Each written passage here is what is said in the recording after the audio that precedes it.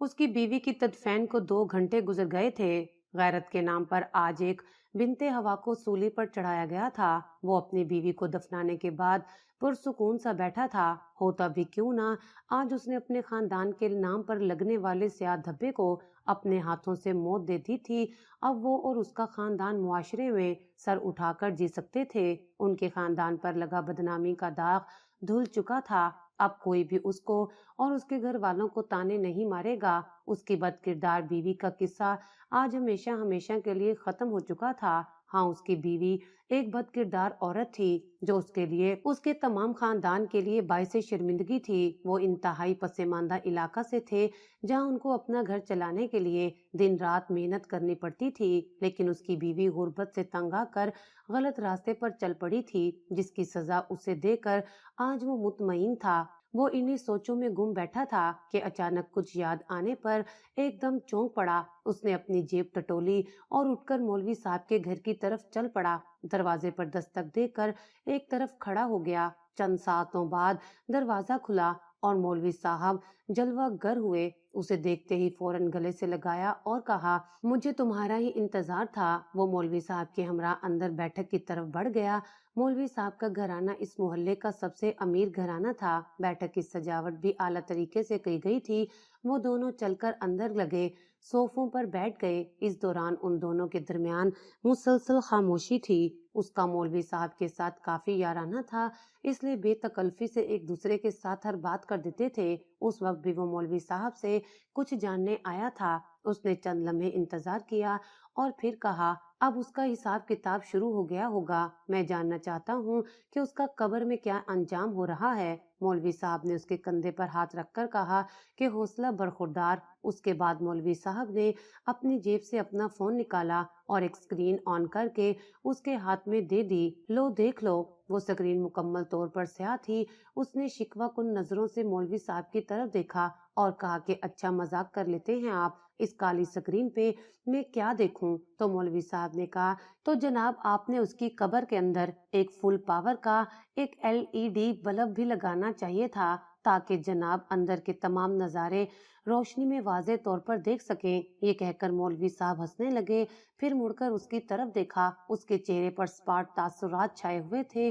مولوی صاحب اس کی کیفیت کو سمجھتے ہوئے اپنی ہنسی کنٹرول کر گئے اور سنجیدہ ہوتے ہوئے بولے کہ ادھر دو۔ مولوی صاحب نے اس کے ہاتھ سے موبائل لے کر اونچی آواز کرنے کا بٹن پریس کیا اور فون ایک بار پھر اس کے ہاتھ میں دے دیا، لیکن اب کی بار بھی اسے مایوسی ہوئی۔ اب اس نے فون بے دلی سے صوفے پر رکھ دیا اور دوسری باتوں میں مشغول ہو گئے۔ دراصل ان دونوں نے مل کر اس کے کفن دفن میں ایک کیمرہ چھپا دیا تھا، کیونکہ مولوی صاحب ایک مقرر اور لکھاری بھی تھے، تو انہیں جاننا تھا کہ ایک بد کردار عورت کے ساتھ قبر میں کیا معاملات کیے جاتے ہیں، تاکہ وہ اس پر ایک کتاب لکھ کر لوگوں کو اس بارے میں آگاہی دے سکے۔ وہ انہی کے محلے کا نوجوان تھا، لیکن انتہائی کم پرسری کی زندگی گزار رہا تھا۔ مولوی صاحب اس کو اکثر دیکھتے رہتے۔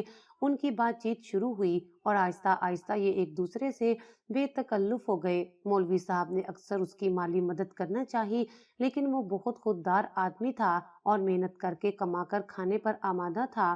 انہی دنوں اس کی بیوی کی بد کرداری کا معاملہ اٹھا اور اس نے اسے قتل کر دیا۔ مولوی صاحب جب جنازہ پڑھانے گئے تو انہوں نے کہا کہ بات تو مناسب نہیں ہے، لیکن اگر تم مانو تو ہم اس میت کے ساتھ ایک کیمرہ بھی دفن کر دیتے ہیں۔ میں نے حال ہی میں بد کرداری کا قبر میں انجام کے موضوع پر کتاب لکھنے کا سوچا تھا تاکہ لوگوں کو آگاہی دے سکوں۔ اب تمہاری بیوی مر چکی ہے اور وہ بد کردار بھی تھی، ہم کیمرے کی مدد سے اس کی قبر کے حالات دیکھ اور سن سکیں گے، تو مجھے کتاب لکھنے میں آسانی رہے گی اور تم بھی جان جاؤ گے اس کا کیا انجام ہوا۔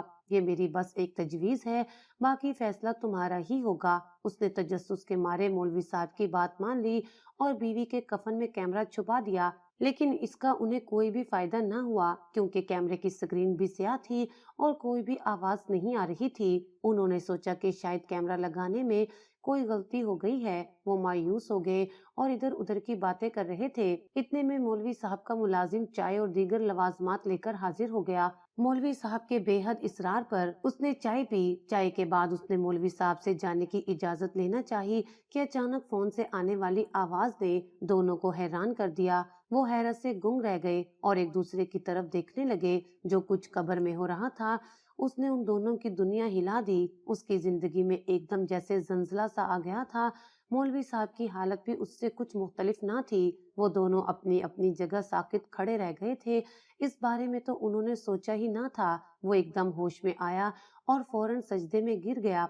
ये कहानी एक मिडिल क्लास तबके में रहने वाले एक खानदान की है जिसमें 6 अफराद रहते थे। उस खानदान का वाहिद कफील मुराद हयात था, जो कि अपनी जिंदगी के 32 साल गुजार चुका था। वो एक दफ्तर में मामूली वर्कर था। उसके घर में उसके माँ बाप और 2 बहनें थीं। पहले वो लोग 5 थे। छठे फर्द का इजाफा 3 साल पहले मुराद की शादी के बाद हुआ। उसकी शादी उसकी खालाजाद से हुई। तानिया एक समझदार और खूबसूरत लड़की थी, लेकिन उसका बैकग्राउंड भी इतना मजबूत ना था। मुराद की दोनों बहनें छठी जमात में थीं। वो खुद तो मैट्रिक तक पढ़ा था, लेकिन चाहता था कि उसकी बहनें पढ़ लिख जाएं। वो गांव के सरकारी स्कूल में मुफ्त तालीम हासिल कर रही थी। तानिया पढ़ी लिखी ना थी।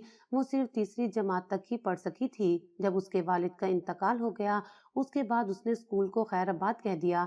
2 साल के बाद उसने अपने शोर का काम में हाथ बटाने का सोचा।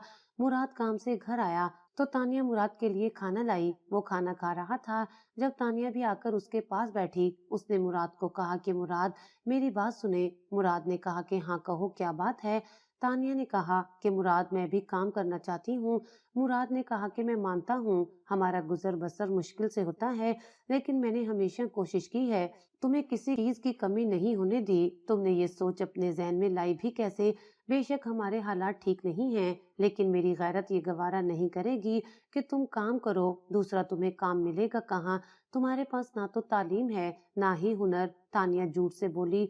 कोने वाली जो खाला है ना, वो सब्ज दरवाजे वाली, उनको घर के काम के लिए कोई औरत चाहिए। मैंने उससे बोला था कि आपसे पूछकर बताऊंगी। अगर आप इजाजत दें तो काम भी घर के अंदर ही है। मुराद मान तो नहीं रहा था, लेकिन तानिया की जिद के आगे उसे अपने घुटने टेकने पड़े। अगली सुबह तानिया खाला रशीदा के घर पहुंच गई। घर के कामों में तानिया माहिर थी। खाला रशीदा तानिया के काम से बहुत खुश हुई।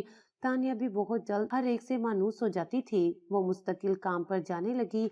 दिन गुजरते जा रहे थे। तानिया का रवैया रोज बरोज अजीब होता जा रहा था। आज वो भी गुनगुनाते हुए घर में दाखिल हुई। उसका दुपट्टा गले में पड़ा झूल रहा था और कुछ जमीन को सलामी दे रहा था, और उसके हाथ में एक शॉपर था। उसकी सास ने उसे देखकर नफी में गर्दन हिलाई और कहा कि तानिया, क्या होता जा रहा है तुम्हें? इर्द गिर्द का कोई होश है कि नहीं? इस तरह दुपट्टा गले में डालकर तुम पूरे मोहल्ले से गुजर कर आई हो। लोगों ने देखकर क्या कहा होगा? भूलो मत कि हम शरीफ लोग हैं। इस घर में तुम्हारी नंदे भी रहती हैं। वो तुम्हें इस तरह देखेंगी तो उनके जहनों पर क्या असर पड़ेगा? तानिया ने अपनी सास की बात सुनकर सर झटका और कमरे में चली गई। 2 महीने काम पर जाने के बाद ही तानिया के तौर तरीके बदल गए थे। एक दिन काम से वापस आई तो उसके हाथ में मौजूद शापर देखकर मुराद ने पूछा कि इसमें क्या है? तो तानिया ने कहा कि मुराद, इसमें मेकअप का सामान, कपड़े और जूतियां हैं। मुझे ये सारा सामान खाला रशीदा ने दिया है। वो बहुत अच्छी हैं। उसके बाद रोज ही यही होने लगा। रोजाना तानिया के ढेरों शॉपर्स होते, जिनमें कभी फ्रूट, कभी सब्जी, कभी बिरयानी, कभी पिज्जे, कभी कोल्ड ड्रिंक्स, कभी मेकअप, कभी ज्वेलरी और कभी जूतियां होती। तानिया सुबह सवेरे उठती, नाश्ता करके कमरे में जाती, नए कपड़े पहनती, उसके बाद ज्वेलरी, बालों के डिजाइन बनाती और उसके बाद ढेर सारा मेकअप करती, अपने ऊपर बेदरेक परफ्यूम छिड़कती और दुपट्टा ओढ़कर निकल जाती। मुराद ने उसे चादर ओढ़कर जाने का कहा था। वो शुरू के चंद दिनों में तो चादर लेती रही, मगर उसके बाद चादर सिरे से ही गायब हो गई और दुपट्टा भी बराए नाम ही होने लगा। तानिया की सास उसकी हरकतों से बहुत परेशान थी। उसने कई मर्तबा उसको समझाने की कोशिश की, लेकिन तानिया तो जैसे किसी और ही दुनिया में चली गई थी। अब तो मुराद को भी उसकी शिकायतें मिलना शुरू हो गई थी। कई लोगों ने मुराद से कहा कि अपनी बीवी को संभाल लो, इससे पहले कि देर हो जाए। मुराद काम से घर वापस आ रहा था कि पड़ोस के नवीद ने उसे रोक लिया। सलाम दुआ के बाद कहा, यार मुराद भाई, अब आपको क्या कहूँ? पता नहीं ये बात आपको बतानी चाहिए या नहीं, लेकिन भाभी की हरकतें सही नहीं हैं। आप प्लीज उनको समझा लें। मुराद को एकदम गुस्सा आ गया। उसने मुश्किल से खुद को काबू में किया और नवीद से इजाजत लेकर घर पहुंचा और तानिया को आवाज दी, लेकिन तानिया ना आई। मुराद की अम्मी बाहर आई। उन्होंने मुराद से कहा कि बेटा, आज तानिया की तबीयत कुछ खराब है, इसलिए वो सो गई है, तुम हाथ धो आओ, मैं तुम्हें खाना देती हूँ। मुराद को बहुत भूख लगी हुई थी और गुस्सा भी बहुत आया था, लेकिन माँ के सामने खामोश हो गया। चुपचाप हाथ धोकर आया तो माँ खाना लेकर आ गई थी। मुराद ने खाना खाया और उसके बाद कमरे में आ गया। देखा तो तानिया गहरी नींद में थी। मुराद खुद भी बहुत थका हुआ था, इसलिए उसने सुबह बात करने का सोचा। सुबह जब वो उठा तो तब तक तानिया काम पर जा चुकी थी। पहले वो असर के टाइम पर घर आ जाती थी, लेकिन अब वो इशा का टाइम भी गुजर जाता था तब वो घर आती थी। उसके पास बहुत ज्यादा पैसे होते थे। उसके ससुराल वाले बहुत परेशान थे। आए दिन कहीं न कहीं से तानिया की शिकायत आती रहती। जब उससे कोई बात करने लगो तो वो आगे से बात गोल कर जाती। अब आए दिन वो पार्लर के चक्कर लगाने लगी और चेहरे की रोजाना की डेंटिंग पेंटिंग ने उसके हुस्न को और निखार दिया था। मुराद भी उसकी शिकायत सुन सुनकर तो थक चुका था। पहले तो उसे लोगों की किसी बात पर यकीन ना आया, लेकिन अब वो सब कुछ अपनी आंखों से देख रहा था। रोज बरोज नित नए फैशन और रंग बिरंगे के कपड़े, ऊपर से उसके पास पैसों की आमदोरफ्त, उसको वो सब सोचने पर मजबूर कर रहे थे जो वो नहीं सोचना चाहता था। एक दिन जब तानिया उठकर जाने लगी तो मुराद ने उसे रोक लिया और कहा कि आज तुम काम पर ना जाओ, मुझे तुमसे कुछ जरूरी बात करनी है। तो तानिया ने कहा कि आज उनके घर पार्टी है, इसलिए बहुत सारा काम है। उनके बेटे बाहर से आ रहे हैं, बहुत सारे मेहमान होंगे, मैं आज छुट्टी नहीं कर सकती किसी सूरत में, और तुम्हारी तो बातें होती ही रहती हैं। मैं कौन सा कहीं भागी जा रही हूँ, रात में आ जाऊंगी, फिर बात करते हैं। ठीक है, अभी उठो, तुम भी काम पर जाओ, मुझे भी देर हो रही है। इससे पहले कि मुराद उसे कुछ कहता या पूछता, वो अपना नया पर्स उठाकर बाहर निकल गई, जो कि वो कल ही लाई थी। मुराद को बड़ी हैरत हुई कि ये तो घर के कामकाज करने जाती है, सफाइयां सुथराइयां या बर्तन धोने या खाना पकाने में कहाँ पर्स का इस्तेमाल होता है। मुराद ने बहुत दिमाग लगाया, लेकिन उसे पर्स ले जाने की कोई भी वजह समझ ना आई। उसने सर झटका और उठकर काम पर निकल पड़ा। रात को तानिया मामूल से भी ज्यादा देर से आई। मुराद उसके इंतजार में जाग रहा था। तानिया आते साथ वॉशरूम में घुस गई। नहाकर बाहर निकली तो मुराद ने उससे कहा कि कब तक ऐसे मुझसे बचने के बहाने ढूंढती रहोगी। तानिया ने कहा कि मुराद, कौन सा बहाना? खैर, तुम सुबह कोई बात बता रहे थे, बताओ क्या बात है। मुराद ने कहा कि ये तो तुम मुझे बताओगी कि क्या बात है। मैंने तुम्हारी किस चीज में कमी की थी जो तुम ये सब करती फिर रही हो? क्यों हमें बदनाम कराने पर तुली हो? बाज आ जाओ, जो कुछ तुम कर रही हो वो सही नहीं है। मैंने तुम्हें काम करने की इजाजत इसलिए नहीं दी थी कि तुम ये सब कुछ करती फिरो। कुछ खुदा का खौफ करो और हमें इज्जत से रहने दो। तानिया हैरत से मुंह खोले मुराद की तरफ देख रही थी। उसने मुराद से कहा कि मुराद, तुम्हें मुझ पर भरोसा नहीं है। खैर, फिलहाल मैं तुम्हें किसी भी बात का जवाब देना जरूरी नहीं समझती। मुझे नींद आई है, मैं सोने लगी हूँ, सुबह जल्दी जाना है, तुम भी सो जाओ। ये कहते साथ ही तानिया बिस्तर में घुस गई और सो गई। दिन गुजरते जा रहे थे। तानिया किसी की बात नहीं सुन रही थी। एक दिन जब वो काम से आई तो देखा कि उसकी माँ आई हुई है। वो दौड़कर अपनी माँ के गले लगी, लेकिन अगले ही पल लहराकर जमीन पर गिरी। उसकी माँ ने उसे खींचकर एक जोरदार थप्पड़ मारा, जिसकी गूंज उसे काफी देर तक अपने कानों में सुनाई देती रही। तानिया अपने गाल पर हाथ रखे बेयकीनी से अपनी माँ की तरफ देख रही थी। उसकी माँ ने आज जिंदगी में पहली बार उस पर हाथ उठाया था। उसकी माँ फिर से आगे बढ़ी और उसे बाजू से पकड़कर अपने मुकाबिल खड़ा किया और एक बार फिर उसको मारने के लिए हाथ बुलंद किया। तानिया ने जोर से अपनी आंखें बंद कर ली। काफी देर तक जब उसे थप्पड़ नहीं लगा तो उसने डरते डरते आंखें खोली तो देखा कि मुराद उसकी माँ का हाथ पकड़े खड़ा था। मुराद ने अपनी सास से कहा, खाला ये ना करे, आए अंदर बैठकर बात करते हैं। तानिया की माँ ने एक कहर भरी नजर तानिया पर डाली और अंदर कमरे की जानिब बढ़ गई। तानिया भी मरे मरे कदमों से अंदर आ गई। उसकी माँ बहुत गुस्से में थी। उसने तानिया से कहा कि ये तुम क्या करती फिर रही हो? तानिया, अपनी ना सही, इन सब की इज्जत का ही थोड़ा सा ख्याल कर लो। पूरे खानदान को बेइज्जत करवा कर रख दिया है। मुराद हयात की बीवी सरेआम सड़कों पर और दुकानों पर गैर मर्दों के साथ गुलछड़ियां उड़ाते फिर रही है। बारी बारी सब लोग ही तुम्हें बाहर बाजारों में घूमते फिरते देख चुके हैं। हर दफा तुम अलग अलग मर्दों के साथ पाई जाती हो। पूरे मोहल्ले में हमारी बदनामी हो रही है। लोग हमें मुंह नहीं निकालने दे रहे। बेशक हम लोग गरीब हैं, लेकिन एक इज्जत थी। ہماری معاشرے میں، لیکن تمہاری وجہ سے، صرف اور صرف تمہاری وجہ سے آج ہم سر جھکا کر چلنے پر مجبور ہو گئے ہیں۔ لوگ تیرے شوہر کی غیرت کو گالیاں دے رہے ہیں اور میری تربیت پر انگلیاں اٹھا رہے ہیں۔ میں مانتی ہوں کہ میں تجھے تیرا بنیادی حق نہیں دے سکی، تجھے تعلیم نہیں دلوا سکی، لیکن تو جانتی ہے تجھے بھلے ہی دنیاوی تعلیم نہ ملی ہو، میں نے تجھے مکمل دینی تعلیم دلوائی تھی۔ تو کیسے بھول گئی ہے؟ تو کسی کے نکاح میں کسی کی عزت ہے، گھر میں تیری جوان نندے ہیں، وہ تیری اس بے غیرتی اور بے شرمی کے قصے سنیں گی تو ان پر کیا گزرے گی؟ کچھ ہوش کے ناخن لے۔ میں نے تیری تربیت ایسے تو نہیں کی ہے کہ تو جگہ جگہ ہماری عزت کا جنازہ نکالتی پھرے۔ یہ میرے جڑے ہاتھ دیکھ لے اور اپنی عقل کو ہاتھ مار، کچھ ہوش کے ناخن لے، خدا کا واسطہ ہے باز آ جا۔ تانیہ حیرانگی سے اپنی ماں کو دیکھ رہی تھی۔ یہ سب اس کی ماں کیا کہہ رہی تھی؟ کیسی بدنامی، کیسی ذلت، کیسی بے عزتی! اس کے گلے میں آنسوؤں کا ایک پھندا آن لگا تھا۔ اس نے ایک نظر اٹھا کر مراد اور اپنی ساس کی طرف دیکھا۔ ان کی آنکھوں میں اسے اپنے لیے جو جذبات نظر آئے اس کو یقین ہی نہ آیا۔ وہ ایک دم سے اٹھی اور بھاگ کر اپنے کمرے میں آ گئی اور پھوٹ پھوٹ کر رو دی۔ یہ اس پر کیسا انکشاف ہوا تھا؟ وہ تو اپنے گھر کو خوشیاں دینے چلی تھی، لیکن اس کے اپنے نصیب میں غم آ گئے تھے۔ اسے اچانک 2 دن پہلے کی بات یاد آئی۔ جب وہ کام ختم کر کے گھر آ رہی تھی تو محلے کی 2 عورتیں اسے راستے میں ملی۔ اس نے ان کو سلام کیا تو آگے سے ان عورتوں میں سے ایک بولی کہ نہ بہن، نہ رہنے دے، تو اپنا سلام اپنے پاس رکھ، ہمیں تیری جیسی لڑکی سے کوئی سلام نہیں لینا۔ ساتھ ہی دوسری بولی، اے نورین تو اس کو بہن کیوں کہہ رہی ہے؟ اس جیسی گری ہوئی لڑکی ہماری بہن کیسے ہو سکتی ہے؟ سلام تو اس کے شوہر اور سسرالیوں کو ہے جنہوں نے اتنا بڑا داغ اپنے ماتھے پر سجا رکھا ہے۔ شاباش ہے ان کی غیرت کو جو اس جیسی بد کردار لڑکی کو ابھی تک اپنے گھر میں رکھا ہے، ورنہ کوئی اور ہوتا تو اب تک اس چلتی پھرتی بدنامی کا گلا گھونٹ کر مار دیتا یا پھر طلاق دے کر گھر سے نکال چکے ہوتے۔ خیر ہمیں کیا؟ تانیہ نہ سمجھی سے ان کی باتیں سن رہی تھی۔ اس نے کہا کہ یہ آپ کیا کہہ رہی ہیں؟ آپ میرے کردار پر سوال کیسے اٹھا سکتی ہیں؟ تو پہلی والی نے کہا کہ دیکھ تو صحیح کتنی معصوم بن رہی ہے، جیسے اس کو کچھ پتہ ہی نہ ہو۔ او بی بی، یہ سوال صرف ہم نہیں، پورا محلہ بلکہ پورا گاؤں اٹھا رہا ہے۔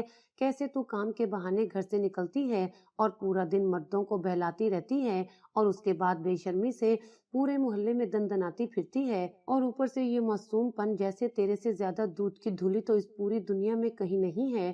ارے تیری جیسی لڑکی کو بد کردار نہیں کہیں گے تو اور کیا کہیں گے؟ ارے تجھے تو شرم سے چلو بھر پانی میں ڈوب مرنا چاہیے، بجائے اس کے کہ جو تو پورا دن منہ کالا کر کے شام کو پاکیزہ مورت بن جاتی ہے۔ ہمیں تیری جیسی بے شرم اور بے حیا لڑکی کو منہ نہیں لگانا۔ چل ہٹ ہمارے راستے سے اور دوبارہ ہمارے سامنے مت آنا۔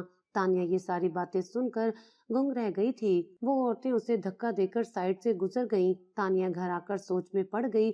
معاملہ حد سے زیادہ بڑھ چکا تھا۔ وہ ہوش کی دنیا میں واپس آئی اور اچانک اس کا ہاتھ اپنے گال پر گیا جس پر ابھی بھی جلن ہو رہی تھی۔ تانیہ نے بے بسی سے اپنے ہاتھوں کو دیکھا۔ یہ کیا ہو گیا تھا؟ لوگ تو لوگ تھے چلو، لیکن اس کے اپنے گھر والے، اس کی اپنی ماں اور خاص کر اس کا شوہر بھی اس پر شک کرتے تھے اور اسے بدکردار سمجھتے تھے۔ اس نے نہیں سوچا تھا کہ زندگی اسے اس موڑ پر لے آئے گی جہاں وہ اپنوں کی نظروں میں ہی مشکوک ہو جائے گی۔ یہ منظر رشیدہ خالہ کے گھر کا ہے۔ آج تانیہ کو یہاں کام کرتے ہوئے پورا مہینہ ہو چکا تھا۔ جب وہ کام ختم کر کے جانے لگی تو خالہ رشیدہ نے اسے اپنے پاس بلایا۔ اس نے جھجکتے ہوئے دروازہ کھٹکھٹایا تو خالہ رشیدہ نے مسکرا کر اسے اندر آنے کی اجازت دی۔ وہ اندر داخل ہوئی۔ خالہ نے کہا کہ بیٹھ جاؤ تانیہ۔ اس کے بعد خالہ نے ایک لفافہ تانیہ کی طرف بڑھایا اور کہا کہ یہ تمہاری تنخواہ ہے۔ تانیہ نے لفافہ کھولا تو اس میں اس کی تنخواہ سے زیادہ رقم موجود تھی۔ اس نے کہا کہ خالہ یہ رقم تو میری تنخواہ سے زیادہ ہے۔ تو خالہ نے کہا کہ میں جانتی ہوں یہ تمہارا بونس ہے، میں تمہارے کام سے بہت متاثر ہوئی ہوں، تمہارے ہاتھ کے کھانے میں کمال کا ذائقہ ہوتا ہے، تم ہر کام انتہائی دل جوئی اور لگن سے کرتی ہو، ورنہ اس سے پہلے تو میں نے جتنی ملازمائیں رکھی وہ ہمیشہ سے کام چوری کرتی تھیں۔ تم بہت اچھی ہو، کاش کہ تم میری بیٹی ہوتی۔ میں جانتی ہوں کہ تمہارے گھر کے حالات اچھے نہیں ہیں، تمہارے بوسیدہ کپڑے اور پھٹی ہوئی جوتیاں دیکھ کر میرے دل کو کچھ ہوتا ہے، اس لیے یہ شاپر لو، اس میں نے تمہارے لیے کچھ جوڑے لیے ہیں اور کچھ جوتیاں، اور شاپر میں میک اپ کا کچھ سامان بھی ہے۔ میری کوئی بیٹی نہیں ہے، मुझे हमेशा से बेटी की ख्वाहिश थी, लेकिन मेरे चारों बेटे ही हुए। तुम्हें देखकर मुझे ऐसा लगता है जैसे तुम मेरी बेटी हो। तुम कितनी खूबसूरत हो, हमेशा बन संवर कर रहा करो, मुझे अच्छा लगेगा। और आज से तुम मेरे घर का काम नहीं करोगी, बल्कि मेरी पर्सनल असिस्टेंट बनोगी। तानिया मुंह खोले उनकी बात सुन रही थी। उसने कहा कि खाला, मैं पढ़ी लिखी नहीं हूँ, मैं कैसे आपकी वो पर्सनल असिस्टेंट बन सकती हूँ। खाला रशीदा ने कहा कि कुर्बान जाऊं तुम्हारी मासूमियत पर। देखो तानिया, ये बात सिर्फ मैं और तुम जानते हैं कि तुम्हारे पास कोई डिग्री नहीं है, लेकिन तुम्हारा अंदाज, तुम्हारा लहजा कहीं से भी ऐसा महसूस नहीं होता कि तुम जाहिल हो या पढ़ लिख नहीं सकती। और मैंने कौन सा तुमसे कोई रियाजी की मशकें हल करवानी है। तुम फिक्र नहीं करो, अभी घर जाओ। बाहर किसी को बताने की जरूरत नहीं कि तुम मेरी असिस्टेंट बनी हो, वरना हर कोई इतराज करेगा। तुम बस यही कहती रहना कि यहाँ तुम मेरे घर पर काम करने आती हो। खैर, अभी घर पहुंचो, काफी देर हो गई है, और कल सुबह 7 बजे अच्छे से तैयार होकर पहुंच जाना। दरअसल रशीदा खाला एक एनजीओ चलाती थी, साथ ही साथ शहर में उनका एक दारुल अमान भी था। आजकल वो दारुल अमान के बच्चों के लिए एक कुरान टीचर ढूंढ रही थी। उन्होंने तानिया को कई मर्तबा काम करने के दौरान कुरान की तिलावत करते सुना था। वो हाफिज कुरान है, इस बात का अंदाजा उन्होंने उसकी तिलावत से लगा दिया था। उसकी किरत बहुत अच्छी थी, वो मुखारिज का भी बहुत ध्यान रखती थी। रशीदा खाला ने सोचा कि इस तरह इस गरीब का भी भला हो जाएगा, इसकी तनख्वाह ज्यादा होगी, साथ मुझे भी एक अच्छी टीचर मिल जाएगी। पहले रशीदा खाला ने उससे डायरेक्ट बात करना चाहिए, फिर सोचा कि हो सकता है वो शहर जाने के नाम पर ही कंफ्यूज हो जाए। पढ़ाना तो दूर की बात है, मुझे पहले इसको एतमाद में लेना होगा। इसलिए रशीदा खाला ने उसे कहा कि तुम मेरी पर्सनल असिस्टेंट बनोगी, तुम्हें बस ऑफिस में मुझे चाय बनाकर देनी होगी, क्योंकि तुम्हारे हाथ की चाय पीकर बहुत लुत्फ आता है, और मुझे टाइम बताते रहना होगा। उसकी अगली सुबह तानिया तैयार होकर रशीदा खाला के घर पहुंची तो वो उसे लेकर शहर आ गई। वहां आकर उन्होंने शुक्र किया कि तानिया को पहले कुछ नहीं बताया, वो बहुत कंफ्यूज और डरी हुई थी। आहिस्ता आहिस्ता रशीदा खाला ने उसका इत्मीनान बहाल किया और फिर उसे बता दिया कि तुम बच्चों को कुरान पढ़ाओगी, इससे तुम्हें ज्यादा पैसे दिए जाएंगे, जिनसे तुम्हारे और तुम्हारे घर के हालात बदल जाएंगे। तानिया को मुराद की परेशान सूरत और उसकी बहनें याद आईं, जो घुट घुट कर जी रही थीं और अपनी सारी ख्वाहिशें दिल में ही दबा लेती थीं, और बूढ़े सास ससुर जो अपनी बच्चियों के मुस्तकबिल के लिए हर वक्त परेशान रहते थे। तानिया ने ये सारी बातें सोचते हुए खाला रशीदा को रजामंदी दे दी। वो अपनी पूरी मेहनत और लगन से बच्चों को कुरान सिखा रही थी। खाला रशीदा भी उसे बिल्कुल बेटी जैसा रखती, उसे हर हफ्ते पार्लर भेजती, रोजाना कपड़े, जूते और खाने पीने का सामान लेकर देती। शुरू में तो वो खाला रशीदा के साथ ही आती जाती रही, लेकिन फिर उनका काम ज्यादा होने की वजह से वो उसे मगरिब के वक्त किसी न किसी के साथ भेज देती, और यही उनकी सबसे बड़ी गलती थी। वो नहीं जानती थी कि उसकी जिंदगी संवारने के चक्कर में वो उसकी जिंदगी बिगाड़ रही है। वो गाड़ी में गांव के बाजार तक आती और वहां से पैदल घर, उसे पहुंचते पहुंचते इशा हो जाती। दरवाजे की जोरदार आवाज पर वो ख्यालों की दुनिया से बाहर आई। चौंक कर देखा तो मुराद खड़ा उसे घूर रहा था। उसने फौरन मुराद को कहा कि मुराद, मेरी बात सुनो, मैंने कुछ नहीं किया, ये सब झूठ है, मैं बदकिरदार नहीं हूँ, मेरा दामन पाक है, ये सब बकवास है, मैं आपको सच बताती हूँ। चटाक की आवाज से पूरा कमरा गूंज उठा। उसकी बात पूरी होने से पहले ही मुराद का भारी हाथ उठा और उसके गाल पर निशान छोड़ गया। उसके गाल से खून रसने लगा। मुराद की आंखों में खून उतर आया था। उसने तानिया को बालों से पकड़ लिया और चीखते हुए बोला, बेगैरत औरत, अब तो इस हद तक गिर गई है कि मुझे अपने यारों के किस्से सुनाओगी। मैं कोई पागल लगता हूँ तुम्हें? गलती मेरी ही है, मैंने तुम्हें इस घर से निकलने की इजाजत ही नहीं देनी थी। मुराद, मेरी बात सुन लो प्लीज। तानिया रोते हुए मुसलसल उससे फरियाद कर रही थी। मुराद ने उसे एक तरफ फेंका और कमरे से बाहर निकल गया। तानिया का सर जोर से शीशे से टकराया और खून का फव्वारा बह निकला। नीचे गिरते साथ ही उसके मुंह से एक जोरदार चीख निकली और उसका जिस्म साकित हो गया। कांच के टुकड़े बुरी तरह से उसके पूरे जिस्म के आर पार हो चुके थे। वो मौके पर ही दम तोड़ चुकी थी। मुराद, उसके घर वाले उसकी चीखें सुनकर अंदर आए तो आगे के मंजर ने उनके पांव तले से जमीन ही खींच ली। एक पल को तो वो सब गमजदा हुए, लेकिन अगले ही पल अपनी बदनामी और बेइज्जती याद करते हुए वो लोग पत्थर दिल हो गए। अगली सुबह उसकी तदफीन कर दी गई। ये मंजर मौलवी साहब के घर का है, जहाँ मुराद हयात सजदे में गिरा हुआ था और ज़ारो कतार रो रहा था। हैरत ज़दा तो मौलवी साहब भी थे। उन दोनों ने जो सोचा था कि कब्र में आग लगेगी, सांप और बिच्छू डसेंगे, लेकिन ऐसा कुछ नहीं हुआ था। कब्र से आने वाली तिलावत की आवाज ने मुराद हयात को मुंह के बल गिराया था। ना सिर्फ मुराद हयात को, बल्कि जो जो उस पर बदकिरदारी का लेबल लगाए बैठे थे, उन सब के लिए ये एक जोरदार तमाचा था। कब्र से आने वाली तिलावत की वो आवाज बिलाशुबा उसकी बीवी की थी, जो निहायत ही खूबसूरत अंदाज में कुरान पढ़ रही थी। वो भागा भागा अपनी बीवी की कब्र पर पहुंचा। वहां उसे खाला रशीदा मिली, जिन्होंने मुराद को अफसोस भरी नजरों से देखा और उसे सारी कहानी कह सुनाई, जिसे सुनने के बाद मुराद हयात शर्मिंदगी के गहरे गड्ढे में गिर गया। रशीदा खाला ने पूरे गांव में तानिया की पाक दामनी की गवाही दे दी थी, जिसे सुनकर हर कोई एक दूसरे से मुंह छुपाता फिर रहा था। बहरहाल अब फायदा कोई ना था। उन सब ने एक पाक दामन औरत पर बोहतान लगाकर अपनी आखिरत खराब कर ली थी। मुराद हयात को भी अब बहुत पछतावा हो रहा था। उससे दो दो गुनाह हुए थे, बीवी पर बोहतान और दूसरा उसका कत्ल। वो अपना ज़हनी तवाज़ुन खो बैठा था। पछतावा तो खाला रशीदा को भी था। उनकी वजह से एक मासूम की अस्मत पर उंगलियां उठी और उसकी जान चली गई थी। लेकिन अब किसी का पछतावा अब उस मासूम की जिंदगी वापस नहीं ला सकता था। मौलवी साहब का दुख तो शायद सबसे बड़ा था। उनकी किताब अधूरी ही रह गई थी।